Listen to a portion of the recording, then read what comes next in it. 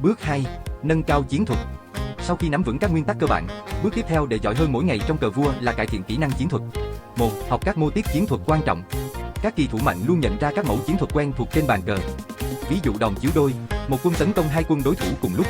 2. Giải bài tập cờ vua hàng ngày. Dành ít nhất 10-15 phút mỗi ngày để luyện bài tập chiến thuật. 3. Nhìn xa hơn một nước đi.